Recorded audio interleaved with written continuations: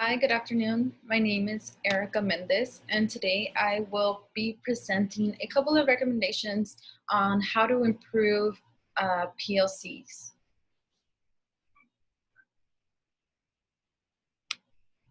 So how could we improve PLCs? And actually, let me make this a presentation.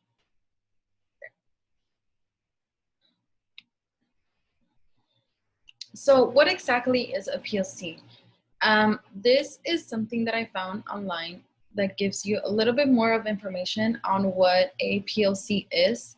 PLC stands for Professional Learning Communities, teacher collaboration to improve learning through action-based research. The core principle is developing teachers will yield academic success. There are many reasons on why we should incorporate PLCs. And the steps to implement a PLC starts with the guidelines. Then you must set mission or goals. These goals must be shared within everybody in the community. And there should be dates set aside and times, locations. If it is virtual, via Zoom, via Teams, via Google, whatever media it is, but it should be set. There should be teacher leadership, and there should be an action plan. Towards the end, there should be also an evaluation. So for the first recommendation, I have considered it to be continuous learning. So I am a huge believer that nobody ever stops learning. There's always something new coming up. It could be anything really, but I believe that nobody ever stops learning. There's always something new. Society's always changing. Education, techniques, there's always something changing. So for this, I found this article which mentions continuous learning in the workplace must become the new norm if individuals and organizations wants to stay ahead. This places demand that ever on leaders to take on a new role they might initially find unfamiliar, that of learning facilitator in chief. So like this quote said, if we want to stay ahead, if we don't want to fall behind, new techniques come up, then we should always be learning. That goes for leaders, for teachers, for staff, the whole community as a whole. We're always learning. There's always something new. Recommendation number 2.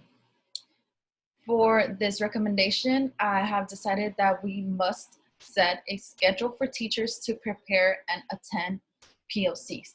As a teacher, I understand that it could be very hard to find time, from teaching all day to lesson plans to huddle meetings. There's just so much going on that it's a challenge. It's a challenge to find time to prepare for these meetings, to do well. And so one thing that I want to also say is that meeting with your PLC gives you the ability to share student progress. And when the data is shared across grade levels within the building, educators and administrators take ownership on every child's education. And so bottom line, and why we're all here, is because we want to see academic success. We want to see the students achieve those goals. We want to see those students get above and beyond on those exam scores. And just in general, we want to see all the students get academic success, close those achievement gaps. And so these meetings are very important.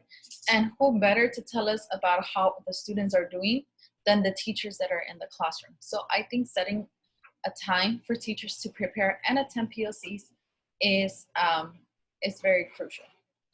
And finally, my third recommendation is modeling. Leaders should be able to not only talk and just read off a book, they should also be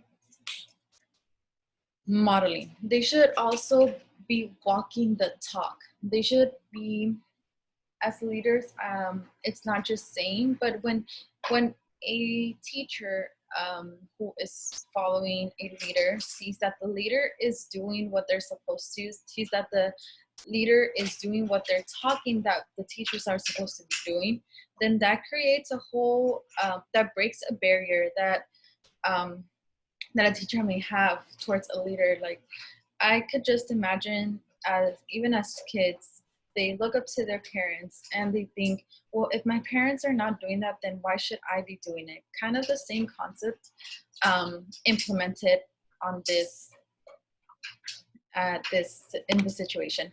You can immediately earn your staff's respect when you are willing to model what you like them to do. You show that you are walking the talk. And so this is super important to earn that respect from leaders. I'm sorry, to earn that respect from teachers breaks that barrier, like I previously mentioned. And so what best way to do it than by modeling what leaders are talking about? And so this is my third and last recommendation. These are the references that I have used, and thank you.